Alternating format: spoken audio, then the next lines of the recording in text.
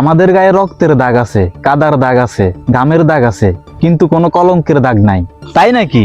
তাহলে একটু ইতিহাস খুলে দেখি। সাল 1962, ব্রাজিল ভার্সেস চিলি। গ্যারিনজা লাল কার্ড খাওয়ার পরেও পরের ম্যাচে খেললো কিভাবে? ওটা রেফারির সিদ্ধান্ত ছিল। আচ্ছা, সাল 1995, Copa America, Brazil versus Argentina. Tulio Maravilha হাত দিয়ে বল নিয়ন্ত্রণ করে গোল দিল।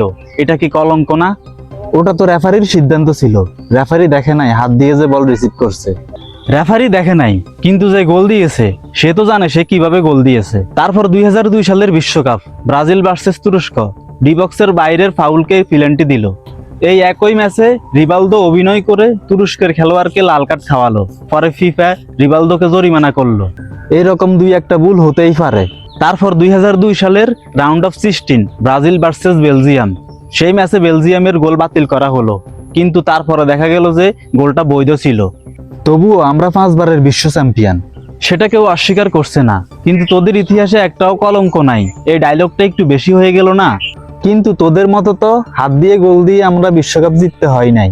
ইতিহাস খুলে পড়লে বুঝবি, ফুটবলে বিতর্ক শুধু আমাদেরকে নিয়ে না, তোদেরকে নিয়েও আছে।